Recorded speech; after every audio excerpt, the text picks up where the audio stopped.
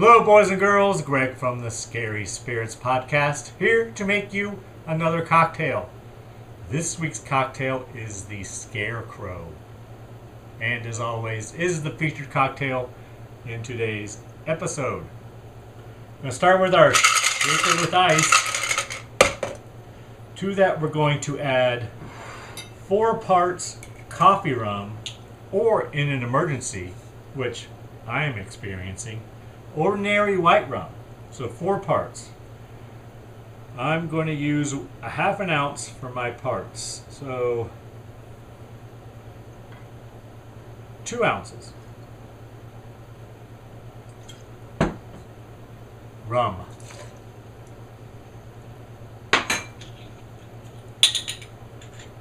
Next, Kahlua. 3 parts. So 1 1/2 ounces.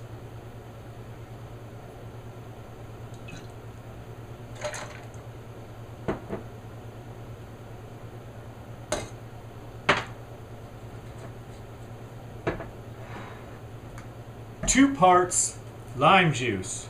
I'm using Rose's sweetened lime juice. 1 ounce.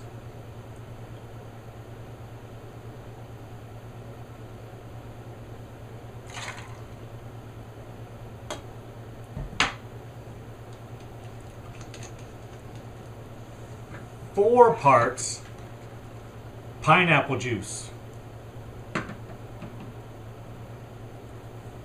Or 8 parts. 8 parts pineapple juice. That's 4 ounces, boys and girls.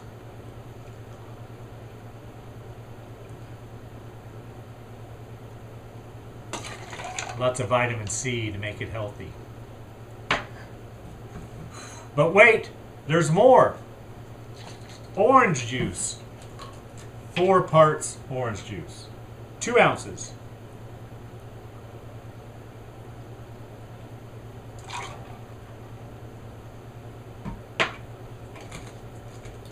Sounds very tropical. Then we shake.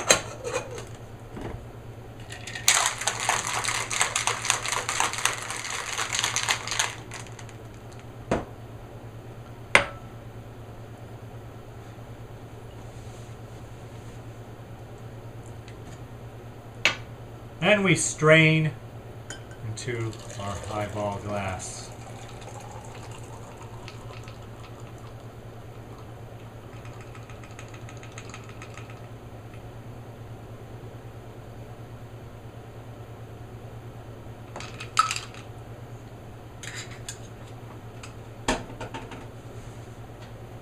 Then it says, add some ice. We can get a little bit of ice in there.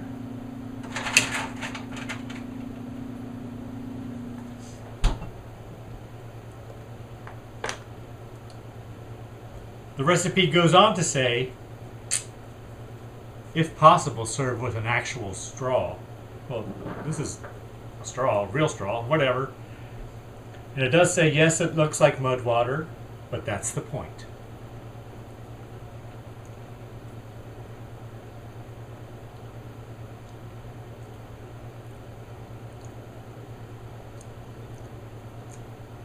It's a lanai drink, boys and girls, very tropical. Yeah, I think it's pretty good. Thanks for watching. Hope you enjoy the podcast. See ya. If it's Greg's week to pick the movie on the Scary Spirits podcast, it's highly likely we're watching a Hammer horror film. And no surprise here, we are. Captain Clegg from 1962. But this movie is rather heavy on the Hammer, but honestly disappointingly light on the horror. No matter, though, we get to see Peter Cushing transform from a poisonous pirate, cutting out tongues and leaving traitors to die on deserted islands, to a pious preacher, smuggling liquor for the good of his flock. Quite the redemption arc. And who doesn't love a second chance at life story? Especially one involving rum smuggling. Cheers! Welcome to the Scary Spirits Podcast. Please be advised that the presenters may use adult language and or discuss adult situations. This podcast is not intended for younger listeners or those that may be easily offended. So, if you're ready, let's go.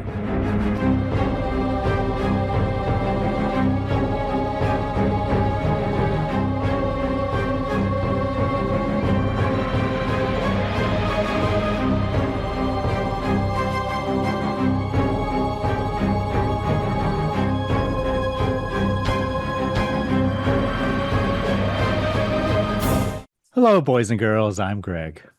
Hi, everyone. I'm Karen. And welcome to the Scary Spirits Podcast, the podcast that combines the two very different yet highly compatible worlds of scary films and alcoholic spirits. What could possibly go wrong? Indeed. How are you, Karen? I'm doing great. How are you, Greg? I'm good. Thank you for asking. All fired up by the Olympics? Yeah.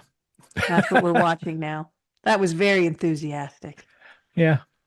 Curling, all the good stuff. All the important stuff. Yes.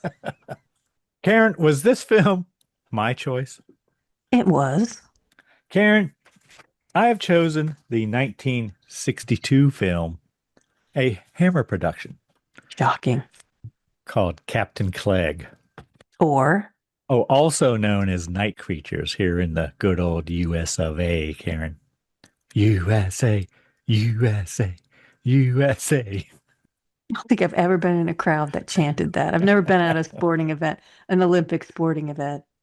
I haven't either. Do you have a drink to go with this movie, Greg? I do, Karen. And what would that be? It's a drink called the Scarecrow. Nice. See what I did there? I do. It's almost like I knew something about this film. Yes, you must have known something about it.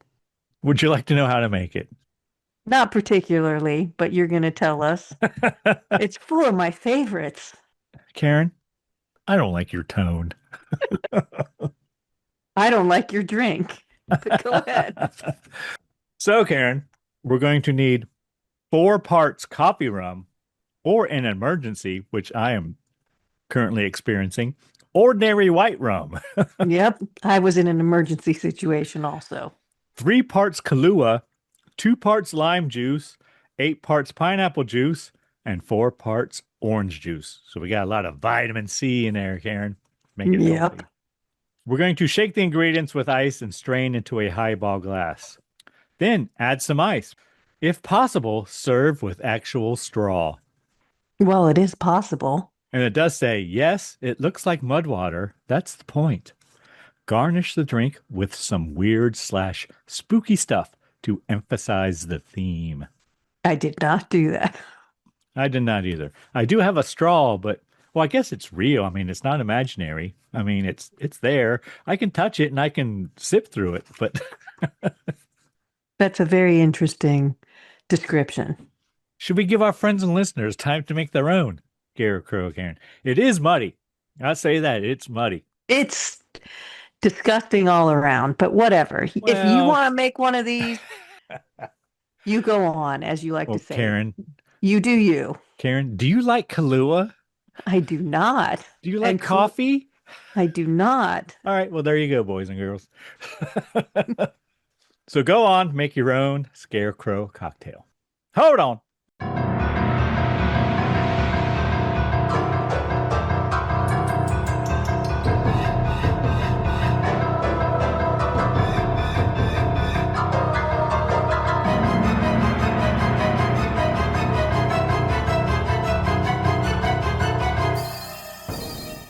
And we're back.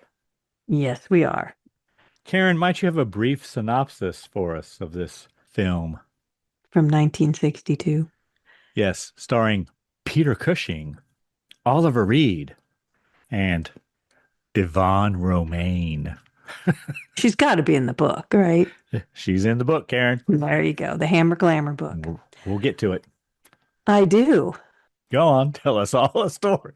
When a captain arrives on an English coastal town to investigate reports of smuggling, he ends up with much more to deal with, including marsh phantoms, and a suspicious vicar.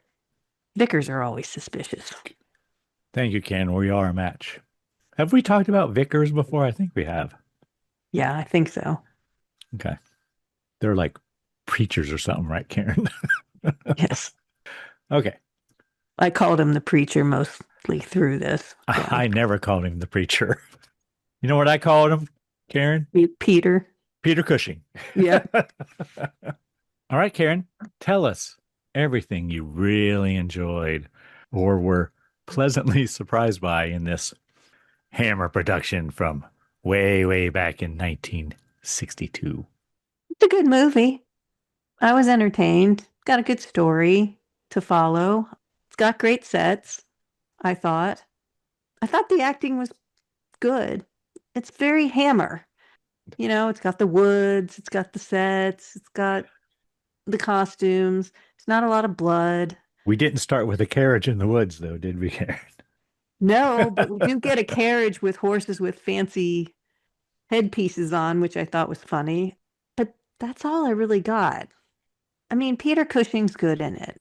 I think he's really good. Story's kind of fun, but that's it. Costumes were good. I did like the Phantom costumes, especially the horses. You know, do you have anything that you really liked? I wrote down several things, Karen. Oh, excellent. What do you got? First thing I have is it's a Hammer. It's a Hammer film. It's got all the Hammer stuff, Karen. It's Feels got like your maybe sets. we haven't, It's we got haven't your watched one in a costumes. while. It's got your acting. And usually Hammer films have a pretty good story. So it's got all the Hammer stuff. Don't see a lot of bad blood, but we do see a little, I think. Just very little. It didn't stand out, though. And we don't have any bare breasts either, Karen. We're not to what you didn't like yet. Oh, that's okay. Never mind. You're getting ahead of yourself. And then I wrote, there are some matte paintings in here that are pretty good. And maybe that goes along with the Hammer theme. Yeah, I The would production say so. is really good. That's what we should just say. The production is Hammer. It's really good. Well, it's good. It's Hammer level. And I wrote, maybe because we've seen so many bad ones recently, the night shots are pretty good in this one. They're really good. They are shot at night. There's no filter on a lot of this, I don't think. Where, the moon is as bright as the sun. Right. And plus, it's got Peter Cushing. It's got Oliver Reed. Karen, do you know why I picked this film? I'm curious to know why.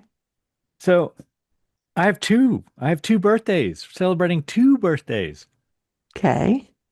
Oliver Reed's birthday was February 13th, Friday the 13th. And Yvonne Romain's birthday was, if you're listening to this on Go Live date, yesterday, February 17th. Okay. So there you go. It's got Peter Cushing, Oliver Reed, and Miss Romain. It's rare that Peter Cushing doesn't put in a good performance. I don't think he ever hasn't. He might have played characters out of his norm, but I don't think he's ever not done a good performance. I can't remember, but he's always good. He doesn't have to carry this film. The other actors are pretty good too in it around him. Sometimes you can tell he's like carrying a film. And I almost said in my notes as I was watching the film, Peter Cushing is a good stuntman. Has one or is one? Is one. Yeah, he's athletic for sure. Okay, was there anything you did not care for, Karen? Anything you did not like? Well, you mentioned the night shots. The night shots are good, but they're mixed in with shots that are supposed to be at night, which are obviously in daylight. So they're going back and forth, back and forth. I noticed it once. I noticed it once. It's several times. It's like the scenery shots are at night, but the people shots are in the daytime and going back and forth. Not all of them, but that was distracting. And I'm going to use your line. This is not a horror film. I mean, it's a good film. It's got a nice story. But tell me, where's the horror? The hell you say, Karen? Where's the horror? It's an interesting kind of historical drama-ish, but it's not a horror film at all. I'm surprised it, and when I looked up the plot summary, it's listed as horror. I mean, I'm not accusing you of just throwing an extra Hammer film in there. It's listed as horror, but I don't get it. No one like rises from the dead. I thought maybe, night creatures. Thought maybe we're going to get somebody coming out of the grave, or there's some costumes and there's some killing, but I don't see it. It's a decent movie. I didn't mind watching it, but I need someone to explain to me why it's horror. That's pretty much all I've got. I enjoyed it. The lighting was a little off for me, but beyond that, I just can't classify it as horror. Do you have anything you didn't like? I did write down a couple things, Karen. Oh. The first thing I wrote down is it's not horror. That's not at all. But it doesn't mean I don't like it. But it's not horror. That's what I said. And there are some continuity issues in there as well. And maybe that goes to what you were saying about how the scenic shit is dark and the close-ups are light or whatever. Because I noticed it especially when we had close-ups of the actors' faces and how they looked just a split second ago and how they look now, and then how they go back to looking like they looked now a second ago. And that's really, I don't know if that's photography or whatever, but it could be effects as well. So maybe they didn't do a good job of recreating the makeup and whatnot, but it was enough that I noticed it. It's more swashbuckler. And Hammer they have a whole swashbuckler theme to a lot of their films too. No, maybe they just sort of thought they were combining the two. I mean, you can't just call it horror because Peter Cushing's in it. It's like the Sherlock Holmes one that we watched. Mm-hmm. It's not really Hound horror of the Baskervilles. But he's in it, and that was Hammer too, correct or no? Yes, it was.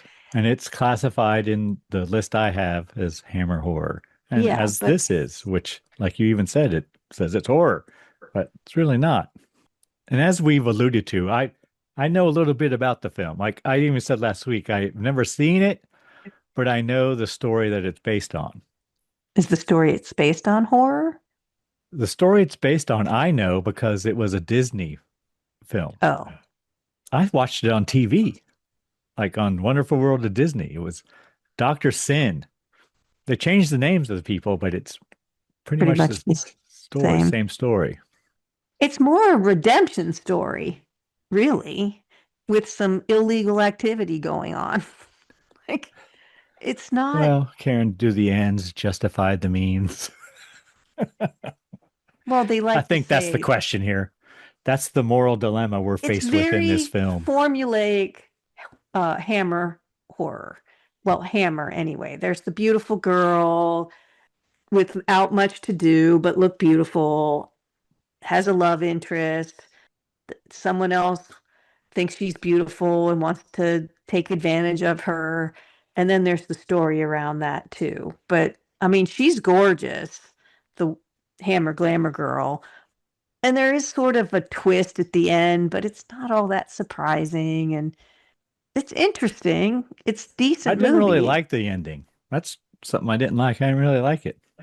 Well, I don't like that, when Peter doesn't make it through.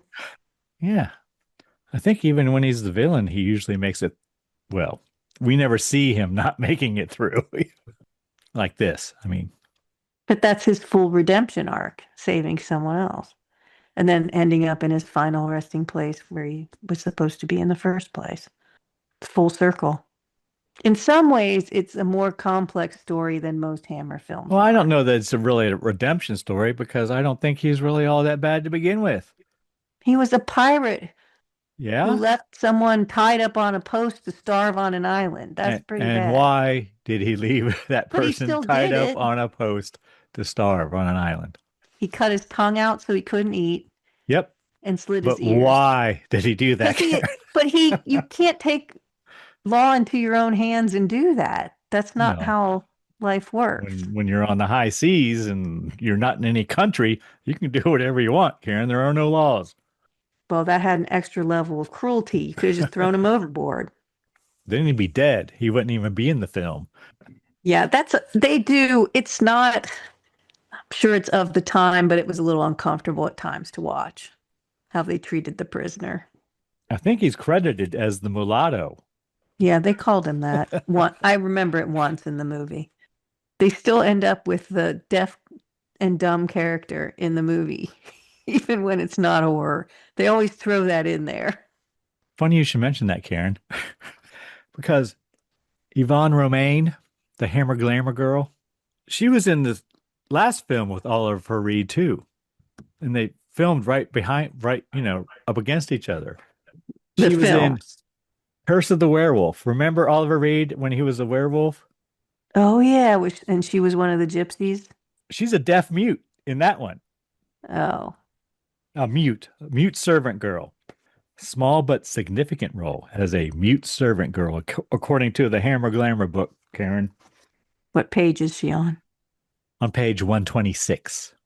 And then you have, of course, the full page spread on page 127. Oliver Reed, is he the one that looks like John Davidson? Remember him, the host of That's Incredible? Yeah, a little bit. Looks like him. Yeah. I don't know. No, but yeah, I see what you're saying. And then He's Hammer got that Glamour 70s look. Yeah, Hammer Glamour book goes on to say a year later, she was back at Bray Studios, where this was filmed, playing opposite Reed in the ghoulish swashbuckler Captain Clegg. He was ghoulish. Anyway, sorry. Go ahead. This was her most captivating Hammer role, and the film is widely regarded as one of the finest productions from Hammer's golden age. Even though it's not horror. They don't say it's horror. It's a ghoulish swashbuckler. But what's ghoulish about it even? The skeletons on skeleton horses. I guess, but that was just a means to scare people away so they could smuggle things. A scarecrow with eyes. I mean, that was probably the creepiest thing. Actually, I think it was creepier in the Disney version. If you get a chance, look that up, boys and girls. Dr. Sin with a Y. Scarecrow. Scarecrows are just generally creepy. But it's a good scarecrow. Pretty good. Creepier than this one. What makes it creepy, though? Well, have you looked at it? No. Is it the scarecrow? It's the mask. It's the face. It's kind of a white face with black for everything else. But the story's not any creepier. Just the No, I don't think so. No, but the scarecrow is creepier. All right, what kind of cocktail rating you want to give this film, Karen? Well, are we rating it as a horror film or are we rating it as a film? We've had this discussion before. Because as a film, it's a 3. As a horror film, it's a 4. It's your movie. I'll let you pick. I'm going to give it a 3. I can't give it a 4. It's almost like you feel like Peter Cushing's watching you. He's not checking our ratings, Greg. No, because he's gone, Karen. I know, but that's multiple reasons, but even from above, he's not checking. But it's a good film. Okay, but this is where horror combines with drinks. This isn't just good movies. But it's classified as horror, and if you look it up anywhere, it's going to list it as horror. So, all right, Karen, we'll give it a 4. Because the more I think about it, the more you're correct. Well, but I guess if we list it as horror, it's not horror. If you're looking for a typical Hammer horror film, you're not going to get it with this. It's misleading, I think. It's a good film. It is probably one of the better Hammer films. It's a good Hammer film, but there's nothing really horrific in it. There's some spooky stuff in it, but I mean, if you're 5. Well, Karen, maybe I was 5 when I saw the Disney version. See, watch me pop off, and then tonight I'll have nightmares about horses and scarecrows and skeleton horses. That'll teach you. 4 cocktails as a horror film. It's 4. It's not quite Plan 9. No, but that one was fun. All right. Would you like to hear a review from the time, Karen?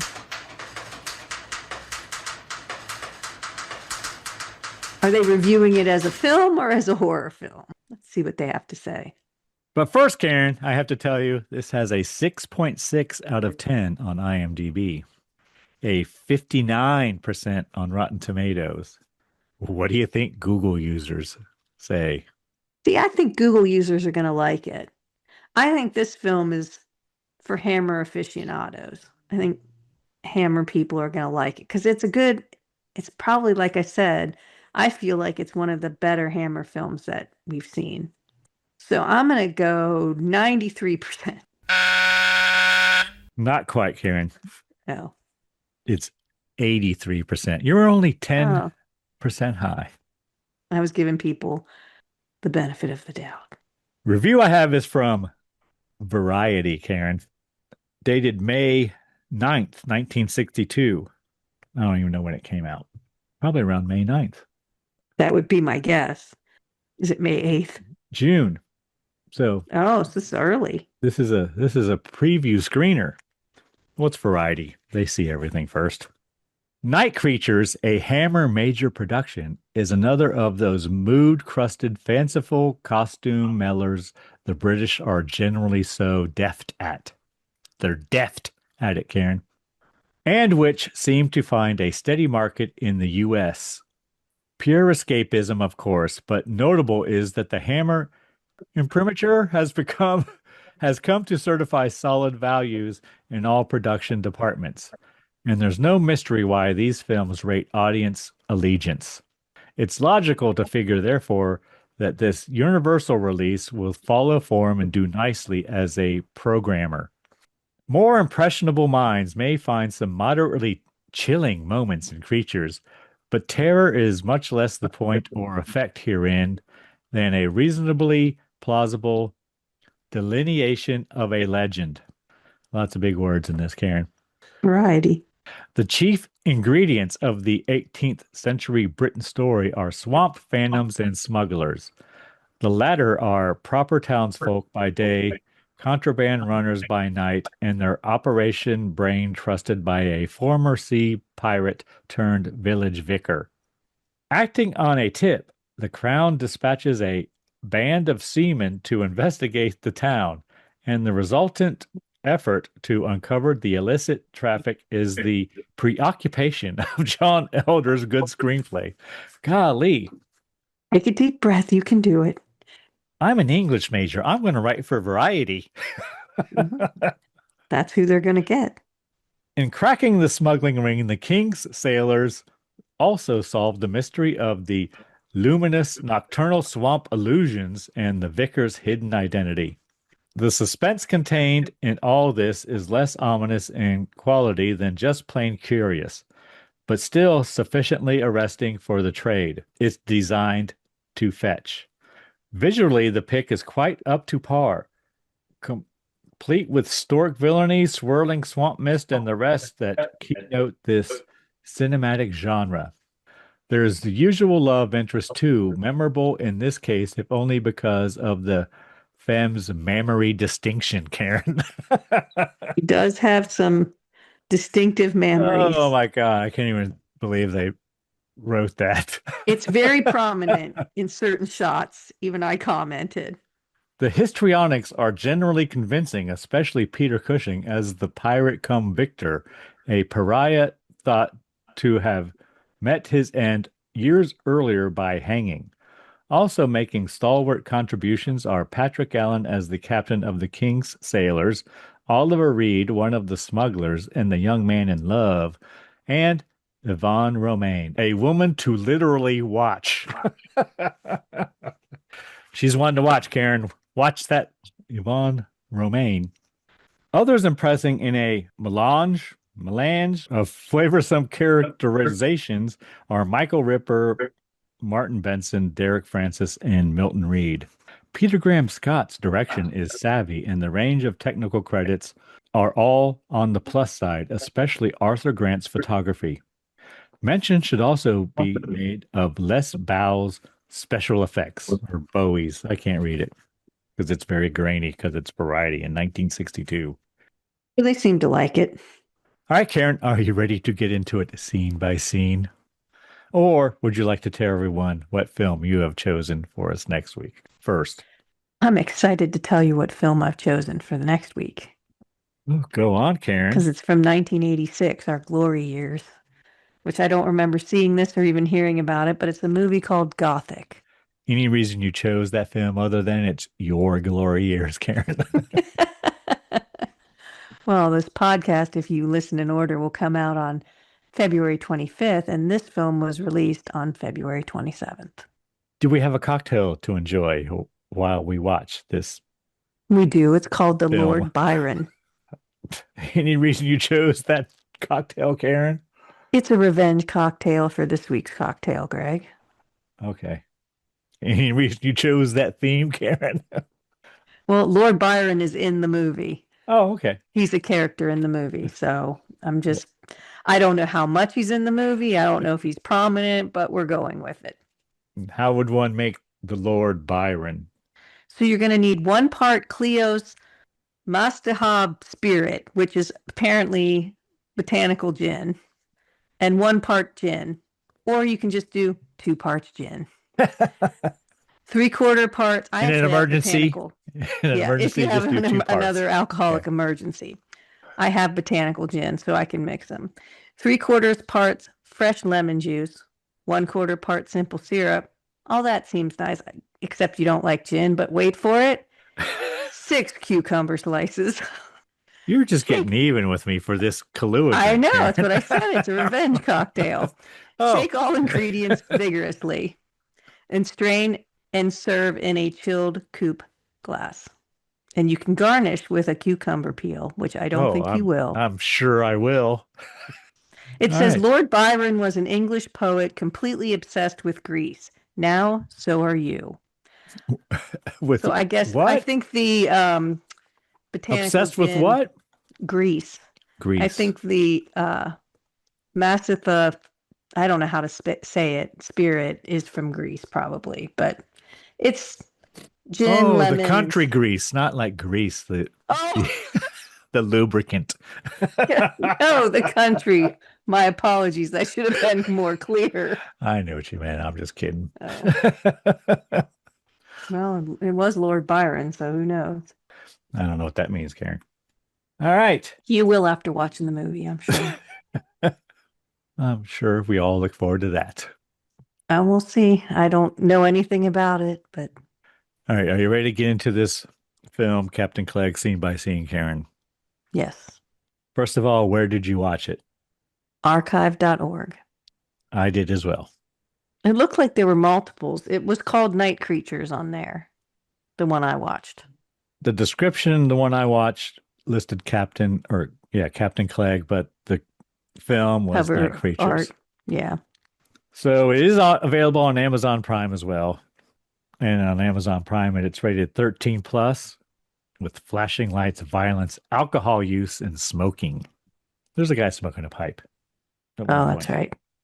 I think they're doing cocaine at some point too. I'm not 100% sure, but they're doing some sort of snuff. So I'm surprised. Oh, snuff. Yeah, there's snuff in it. But it's... What snuff? What is that? Tobacco. No, it was a white powder they were putting on there. Oh, I didn't see that. Peter Cushing offers it to... Oh, no! That's very vicar-like.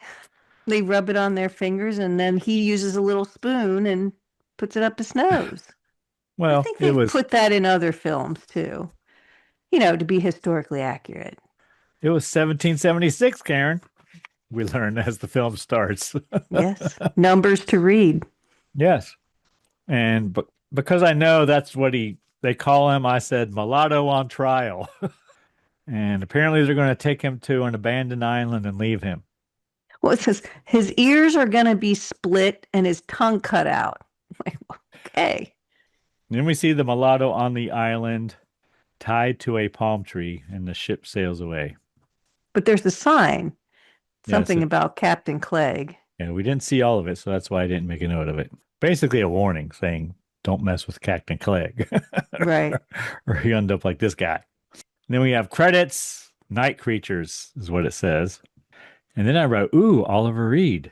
Ooh, Michael Ripper. And then we see the grave of Captain Clegg, pirate, 1792. It says he died in 1792. So we've passed a few Jumped. years. Yeah. And then we have lots of words to read, Karen. It says, the Romney marshes, flat and desolate, was the land of a proud and independent people. Their shores faced the shores of France, and many was the shipload of wine and brandy smuggled across the sea in defiance of the king's revenue man. Many legends have come from this corner of England, but none so widely believed or wildly feared as the legend of the Marsh Pharaohs, who rode the land on dark, misty nights and struck fear into the hearts of all who crossed their paths. So I looked up kind of a little bit about the alcohol smuggling in that time frame.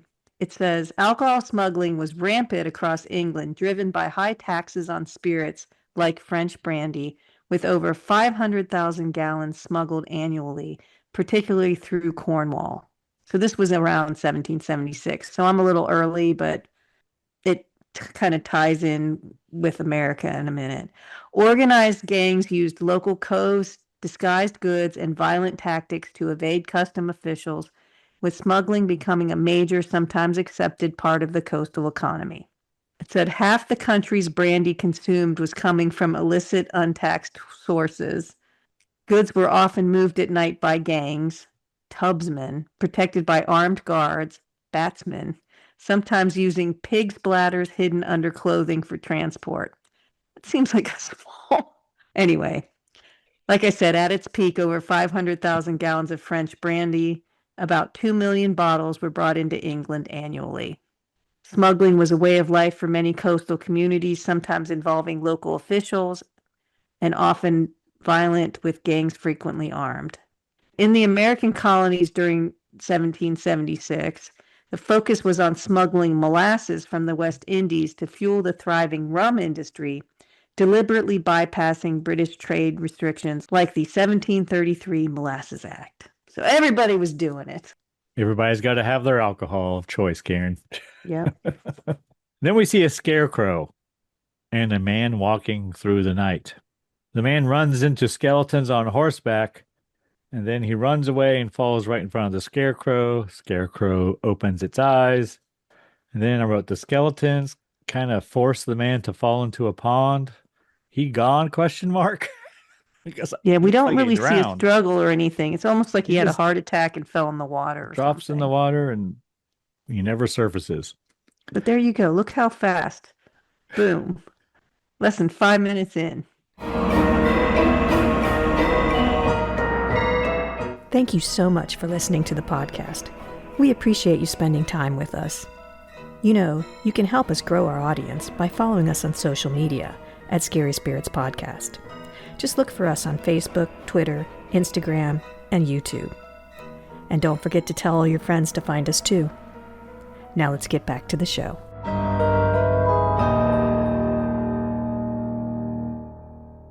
Cut to a church.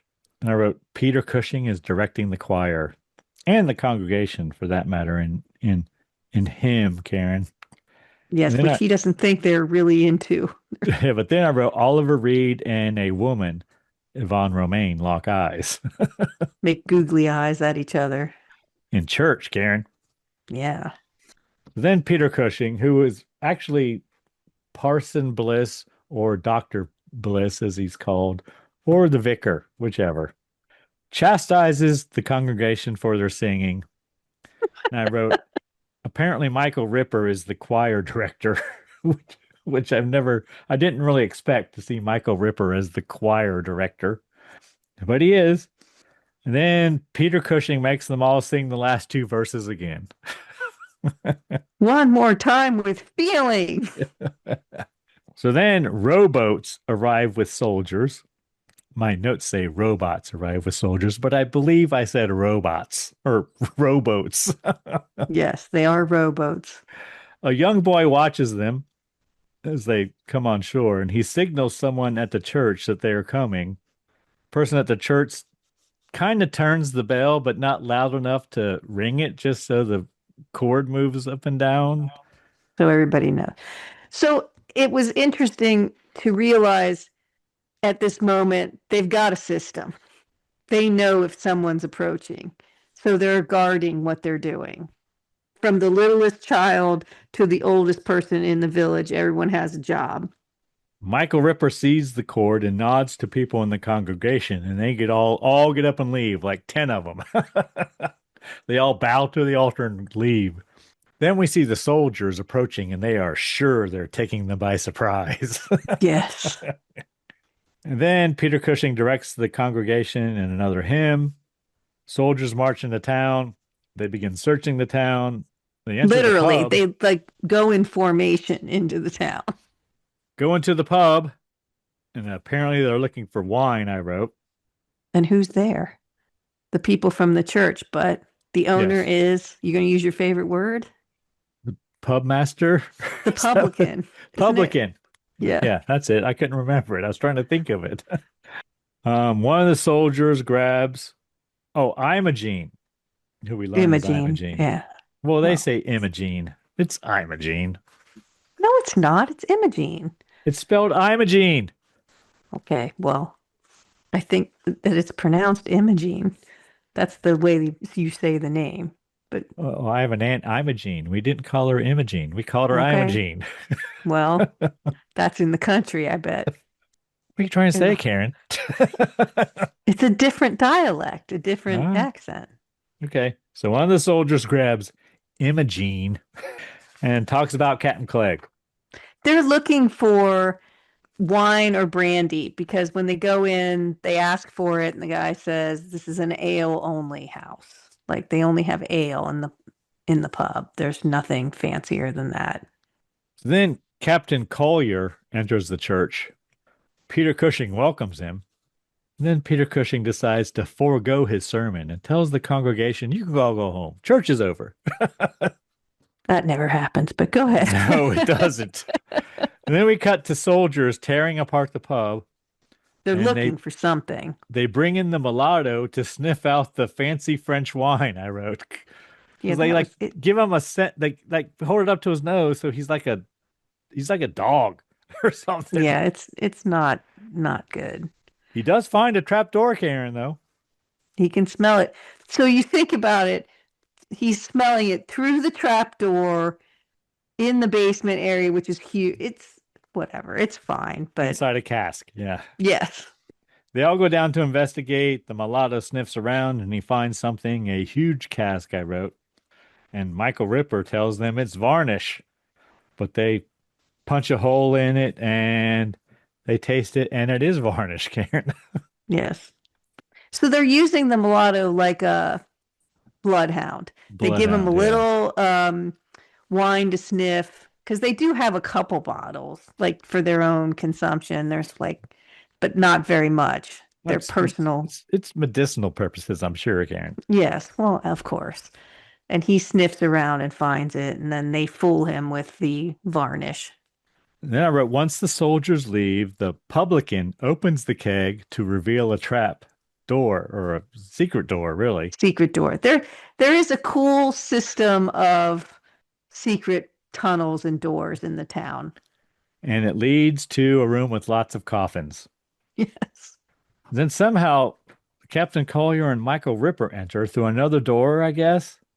And we learn Michael Ripper, the choir director, is also a cabinet man, and he makes coffins. Yes. But Colonel wants to see the dead man we saw earlier, who we assume drowned. Michael Ripper shows him to the captain and tells him he died of fright from the masked phantoms, and the squire found the body. Next thing I wrote is the coffins are full of wine kegs, ? Probably brandy and whatever liquor there's. Yes, wine and brandy that they're smuggling. But I wrote Rash, Mr. Rash, he's the publican, wants to get rid of them. Peter Cushing comes in and stops him. So he comes in another door, like a secret door that goes into the... Then doesn't Michael Ripper give a soliloquy here and talks about Peter Cushing? And I wrote, preacher has been using money from smuggling to help the poor, ? Yes. One of the guys, is it Ash or Rash? I was calling him Rash. Rash. So he's starting to get nervous. He thinks they're going to get in trouble. He's losing his nerve. He's getting jumpy. And Peter Cushing's like, be cool, be cool. he's not being cool. But yes, one of the guys talks about how Peter Cushing.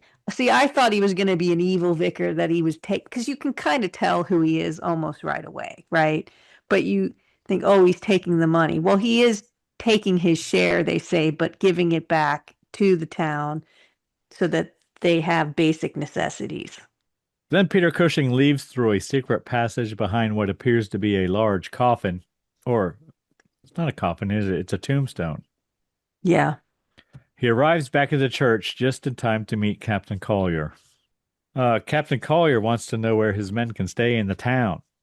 Well, he wants to talk to the squire, I think. Yeah. And they say he's probably at church saying his prayers. But that's where Peter Cushing and the captain run into each other there. Captain Collier wants to know where his men can stay in town. You should say Peter Cushing did say at their little meeting at the coffin place, make sure that there are no rooms available anywhere for the men to stay. I didn't catch that, but. And then when he's at the church, he's like, oh, well, you could stay at the inn, but there's only one room there, which I guess you would take. And then there's Mrs. So-and-so's boarding house, but they have the plague. Like, he's going through all the places. He's acting like he's helpful, but basically saying there's nowhere to stay. Yeah, he tells him it's better they just go home. Yeah. Well, go back to the boat, I think he says. Okay. Yeah. And then I wrote, apparently Captain Collier is a national hero. Well, Peter Cushing says he is. Yeah. And they're at Captain Clegg's grave, and I guess Captain Collier was chasing Captain Clegg around, but never really found him, and Captain Clegg was hanged. Because Peter Cushing says, well, yeah, but you never really found him, did you? Because he would say, oh, I was right on him. I was going to get him. And he's like, yeah, but you didn't, did you? You never caught him. So you can kind of tell he's not really taunting him, but he's, well, you didn't, So then Collier meets the squire, and Squire invites Captain Collier to dinner. Then we see the soldiers in the pub having a good time, Karen. Good time, Charlie's. But everything goes quiet when Imogen enters. Everyone. I'd say, see, her boobs are front and center. That's what's in my notes. The dress is very complimentary. So then Oliver Reed meets her at the back of the pub, and Oliver Reed plays Harry. That's his name, yes, but I call him Oliver Harry. Reed the whole time. The publican is her legal guardian? ? What it sounds like. Yeah. Who is Rash? Sorry. Yes. Right? And yeah. Oliver Reed, Harry, is the squire's son. And they were going to get married, but the squire forbade it, Karen.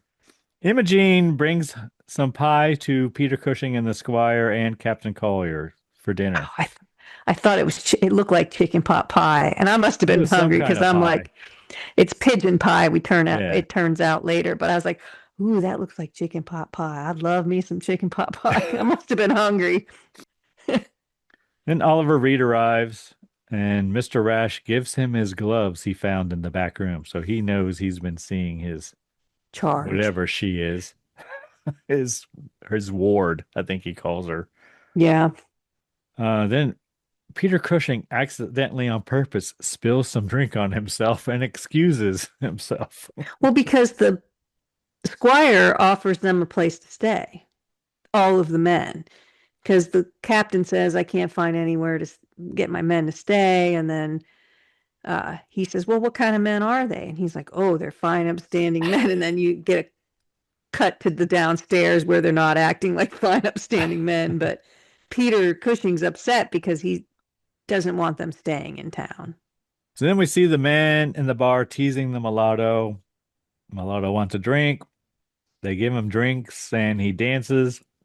And then he sees Peter Cushing walk in and he attacks him. Yeah, I'm not sure why he spilled the drink on himself and why he was going downstairs. Then Captain Collier sees this through the window and runs in. Peter Cushing, the squire, Oliver Reed, and Captain Collier talking about the dead man, the guy who we think drowned. Captain Collier thinks they are smugglers. And then I wrote, Peter Cushing gives him some snuff, question mark. And then they talk about the masked phantoms. Oliver Reed says he has seen them. Collier doesn't believe him. So apparently the guy who died is the one who tipped off the military that smuggling was happening in that town. And then all of a sudden he died. I said, are they doing cocaine? Like, oh my God, I think they're doing cocaine. But snuff, whatever. They're doing something. Then we see the boy asking about the mulatto, I guess. The soldier tells him that the mulatto was stranded on an island by Captain Clegg, and they found him. And he's frightened of fire. That's an important thing we learn here. Yes. But that's how close the captain was behind Clegg that they found him almost immediately. They were on Clegg's tail. They just didn't get him. Then we see Peter Cushing and Captain Collier walking through the town. A man comes running in and says he saw the marsh phantoms. Man tells Captain Collier where he has seen them. Captain Collier takes the man with him. Vickers like, oh no, he's too traumatized. He needs to stay in town. The captain's like, oh no, I'm taking him. He's coming with me. And then as they leave, Peter Cushing turns around with a big smile on his face. Yes, I wrote, Peter Cushing pleads with him not to. Then he finds it very humorous after they've left. So then we see the soldiers getting ready to go to sleep in the cellar of the pub, I believe is where they are. Colonel comes in and tells them they have to go to work. And they have the man take them to where he saw the masked phantoms. So, but one guy stays back with the mulatto, and the rest of the soldiers leave. And then the guy, when he ran into town, looked traumatized. When he's showing the soldiers where to go, he's just tra-la-la, like everything's fine. It's very suspect. Then Peter Cushing, Michael Ripper, and Rash, the publican, smuggling the coffins out, we see. And Peter Cushing confronts Rash. He's not sure about his loyalty, question mark. He thinks he's just losing it, like he can't keep it together. Smugglers get away with a horse-drawn hearse, Karen. Yes, feathers and all. Mulatto alerts one of the soldiers, a man with a peg leg. Rash pulls a knife and stabs him. He gone. The mulatto sees this. Because he's showing him the horses are leaving. And so they don't want anyone to see him because it's all a distraction to get the soldiers into the marsh so the smugglers can go out as normal at midnight. But the guy guarding him is gone. Mulatto sees this and he finds the key to his shackles on the guy. Yeah, so he can finally be free. Then we see soldiers walking through the marsh, the man guiding them. And I wrote, he appears to be leading them away from the smugglers. Yes, he does. Captain Collier questions the man, and then the man tries to distract them again and run away. It doesn't work. Captain Collier accuses him of being a decoy for the smugglers. He threatens to cut off one of his ears, and then the man agrees to show them what's going on. Yeah, he buckles under the pressure. Scarecrow watching them as they walk away. Then we have smugglers arriving at a there's windmill. just a scarecrow in the marsh. Like it's just... So then smugglers arrive at a windmill, question mark. They unpack the wine, they divide the kegs and begin to distribute them, question mark. Almost to the dealers, it seems, because they're getting money from them. See soldiers marching. They walk past the scarecrow again. Scarecrow moves its arm and signals man at the mill. Its hand, really, just his hand. Just his hand, yeah. One of the soldiers comments that, I've seen that scarecrow before. We've already passed it once. Soldiers surround the mill. It is deserted. And then we see the smugglers riding off with the wine. I think they don't have any. Oh, yeah. All the smugglers are gone and the townspeople don't have anything. Soldiers see the scarecrow move. Captain Collier shoots it. And then they run to the scarecrow and find there's nobody inside the scarecrow, but there is blood on the arm.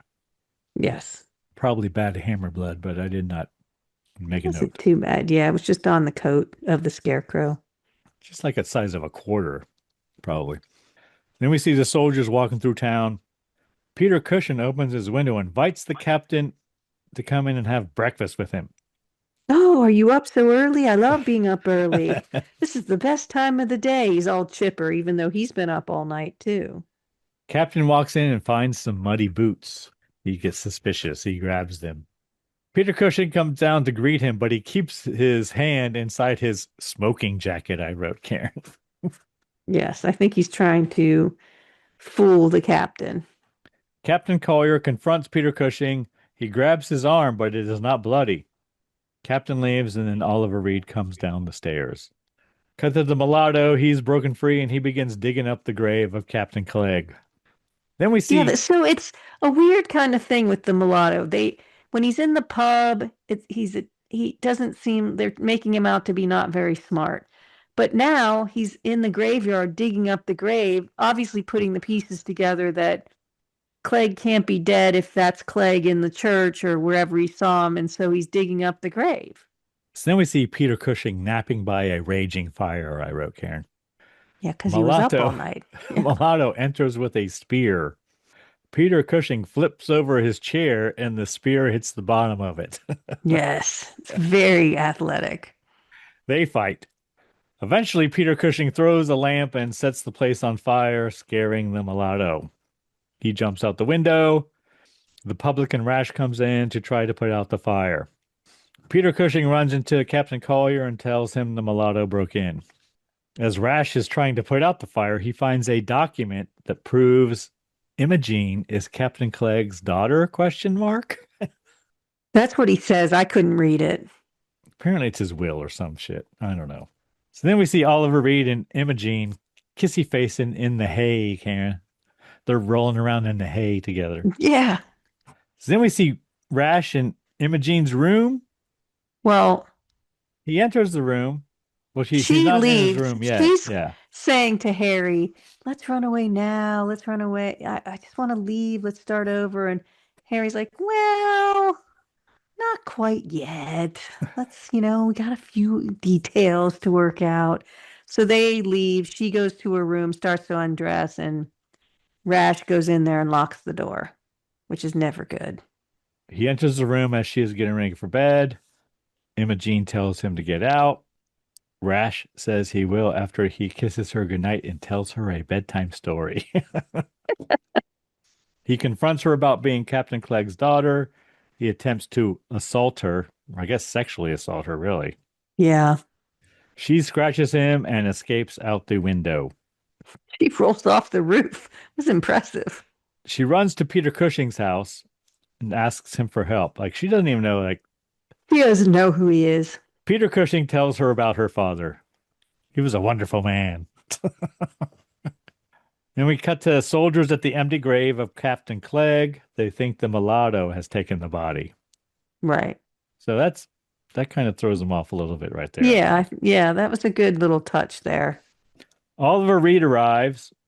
Imogen tells him that her father is Captain Clegg. And he says, I know. Yeah, not a secret. Peter Cushing told him. He says, Imogen tells Oliver Reed that Mr. Rash tried to assault her. And then it's like, oh, hell no. Right. Stomps out. So Gonna Oliver take Reed, care of that. Well, it's Oliver Reed. That's what he does. That's what he would do. Stand for that. It's Oliver Reed. Oliver Reed confronts Rash. They fight. Rash pulls a knife. The soldiers arrive. Rash tells the captain to look at Oliver Reed's arm. Oliver Reed tries to run away, but the soldiers grab him. Captain Collier finds the gunshot wound, and they beat up Oliver Reed. Yep. You don't see it, but you hear it. There's a lot of oof, oof, oof off to the side. Captain Collier questions Oliver and decides to keep him as a hostage. Then Captain questions Rash. He wants to know how he knew Oliver's arm was wounded. And then Rash produces the document proving Imogen is Captain Clegg's daughter. But then Oliver grabs it and throws it in the fire. Yeah, so the captain never knows. Why doesn't he just say it? Rash makes his way to the cellar where the coffin shop is. He tells Michael Ripper that the soldiers have Oliver Reed. Yeah, I think he's sleeping in a coffin. Yeah, he is. Well, As you do, Karen. If you're the coffin maker, that's what you do. Yeah. Michael Ripper runs away. And then we see a shadow of a man with a spear. Michael Ripper goes to see Peter Cushing, and his name in the movie is Mips. Michael Ripper. We see soldiers walking through the marsh with Oliver Reed, and we see cuts of the phantoms riding through the marsh. Yeah, they're going to go get Harry. Soldiers see the phantoms, soldiers run away, and Oliver Reed escapes. Phantoms ride into town, right into the cemetery. They take Oliver Reed into the church. One of the phantoms reveals himself as Peter Cushing. Peter Cushing tells Oliver Reed to take Imogene away. Michael Ripper brings Imogene to the church, and Peter Cushing marries Oliver and Imogene. Miss Yvonne Romain. Harry and Imogene. Harry and Imogene, yeah. Get married. And at first I was like, wait, he's not a real vicar. He can't marry them. But then he's a captain of a ship, so they can marry people, right? Well, but can he really? Well, I know. Did he get a mail in? Did he mail in? Like, he's not a real vicar. I mean, I know he's been leading the congregation and everything, but I was like, well, okay. That's a good point, Karen. I guess he is the captain of a ship, so that means he can marry people. But is a pirate really a captain? I don't, It's Captain Clegg. It's in the title. I know, but is that just something? Well, we could call you Captain Greg. That doesn't mean you're really one, but I can still marry people. Well, because you sent away for a certificate. Anyway, go on. Right. It was just like, he's not real, but he can do it. A man rings the church bell as the soldiers approach. So they speed up the marriage ceremony. Peter Cushing pronounces them man and wife. Soldiers, I don't know why that was important, but whatever. Soldiers arrive at the church. Either. Hurry. They want to arrest Peter Cushing. Captain Collier questions Peter Cushing. The bride and groom escape. Peter Cushing admits that he knew Captain Clegg. The mulatto attacked Captain Clegg's wife, and so the captain left him on an island. So we're hearing that right? from the captain in the military, not from Peter Cushing. Yeah, he's taunting him, kind of. Captain Collier pulls Peter Cushing's collar away and reveals scars on his neck from hanging. Which is what? Come on. Just like hang 'em high. Next time you hang a man, they pull his shirt away. It's my favorite scene, which I referenced once before. Oh my God, Karen. I am so proud. After Hang 'em High was released in 1968. I didn't know. That's the last thing I expected you to reference Hang 'em High. Well, go on. It's the same scene. They go on. I get it. Yeah. And the rope, all of the rope scars are there. And he's like, next time you hang a man, look at his face.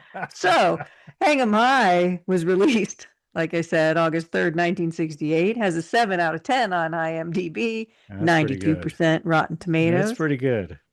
73% Google users, which I think is low. 78, is that what you said? 73. All right. After a gang of men unsuccessfully attempts to lynch him for cattle rustling crime he did not commit, Jed Cooper is saved by Marshal Dave Bliss and Judge Adam Fenton. The lawmen offer him a job as a federal marshal with the caveat that he not abuse his power to seek revenge against his tormentors. But when Cooper finds that some of the men who attacked him are involved in another set of crimes, he fights to bring them to justice. But he is sympathetic to a lot of them. Yeah, but you rip the shirt like it's a pretty good movie. There's lots of there's the scars. Moral shit in that film, I think. When you hang him, you better make sure he's dead. And then there's another line where one woman says to another, an older woman says to a younger woman, he's going to get better. And then you're going to have a man on your hands. Watch that movie more than once. I have too, many times. There you go. It's not quite an Iron Maiden reference, but it's a Hang 'em High. It's pretty good, though. At one point, they show Jed, or whatever his name is, played by Clint Eastwood, right? Produces paperwork that proves that he bought these cattle. He didn't rustle them, but the judge asks, "Is this so and so's mark?" And they're like, "Well, he can ride as well as I can." All right. So the happy couple leaves. They're married. The captain Collier is figuring out, rips open the vicar's shirt, and then the vicar is gonna have a He, speech. yeah, he runs away and runs up to the pulpit, Karen, which is Yes, I elevated mean, apparently in the church. And he begins to tell the story of Captain Clegg. He appeals to the villagers. Then the villagers fight with the soldiers. because he's Yeah, saying, let's get them. well, he's like, when I showed up here, you were all poor and destitute, and now that I've been here for 10 years, everybody's doing well. You all, I did this for you, is what he's saying. He's a new man. He gives the speech. That's the old Captain Clegg. When I came here, I became the new Captain Clegg. And all the townspeople are like, yeah, he did. And they start going after the man. So he's a little Robin Hoodish. Yeah. Villagers fight with the soldiers. Peter Cushing swings on a chandelier. Yes, but gets shot anyway. And a soldier shoots him. But he's not quite dead, Karen. He gets up and goes away with Michael Ripper. They go to the coffin shop. And then we cut to the mulatto with the body Of the marsh. No, it's he's killed Rash. Rash. Sorry. Body of he's Rash. Killed Rash, yeah. Mulatto enters and throws a spear, hitting Captain Clegg right in the back, or who we know now because as he Captain jumps Clegg. in front of the other villager. That's his arc. Yes. He's saving Michael Ripper himself, to save the coffin maker. But then the coffin maker pulls a gun and shoots the mulatto. I wrote Peter Cushing gone, apparently. Michael Ripper carries Peter Cushing's body to the grave of Captain Clegg and puts him in it as the soldiers all watch. Now all of a sudden they all have respect. Yes, and then they seal the grave with the stone tablet. So it's full circle. The end. Credits. I didn't really care for the ending, like I said. Whatever. Because he died? Yeah, what would be your ending? I thought it was kind of neat because I didn't quite expect it. I liked it that, they gave me an ending I wasn't expecting. I guess it is a redemption story. I didn't really think of it like that, but it is. But what happens now? So he's gone. They know they're smuggling. So is the town just going to die? Or because he was a nice guy now, they're not going to let him continue to smuggle. So he's redeemed, but the rest of the town's in deep shit. Well, I don't know. He didn't really do a whole lot. It was mostly Oliver Reed and Michael Ripper and all the rest of them. But Harry's gone with the girl, so the coffin maybe he'll come back. That's what I'm saying. The coffin maker is the one in trouble, I guess, because he's the only one left. All right. What'd you think of the Scarecrow cocktail, Karen? The mud water. I thought enough of it to make you make a gin and cucumber drink next week. That's what I thought of it. I thought it was delicious. Mine is evaporated. It is not my thing. But if you like coffee, it's more fruity than coffee. It is fruity, and it's more a lanai drink than a coffee drink. I think. No, it tastes like coffee. But if you like that taste, you're gonna like it. So it's all broken down into parts. What did you use as your part, Karen? Half an ounce. That's what I did too. Because there was no way I was going to put 4 parts rum. Right. And 8 parts. 4 ounces. 4 ounces. If I did this with an ounce, it would have been 4. You'd need a punch bowl. It'd be over 20 ounces. Jesus Christ, 8 parts pineapple juice? Yeah. That's the hardest one to get in. I can taste the coffee, but I'm guessing it probably didn't even bother you. I could taste the coffee too, but it doesn't bother me anyway. Yeah, see, not for me. I mean, if I had coffee rum, I may have gotten more of it, but I've never even seen coffee rum because I wouldn't look for that. But I think it's delicious. Well, there you go. It's a lanai drink. It's a morning lanai drink. Get your coffee. It's a vacation morning lanai drink. Yeah. Anything we learned today, Karen? We learned about smuggling and hang 'em high. Yeah, I didn't have much for this one. Even an Iron Maiden reference. Not a lot there. We did talk about Yvonne Romain and True. Hammer Glamour. So we need to give the Hammer Glamour book credit. I did quote a paragraph from it. Anyone you need to thank this week, Karen? Well, we need to thank our listener because, as you know, there's so many podcasts out there. We're really happy when you spend time with us. What about you, Greg? Who do you need to thank? I'm going to specifically thank our listeners in New York. Okay. Thank you, New York. and the band Verse 13 for providing all the music in the Scary Spirits podcast. I was trying to think of the state slogan for New York, and I couldn't. I blinked, but whatever.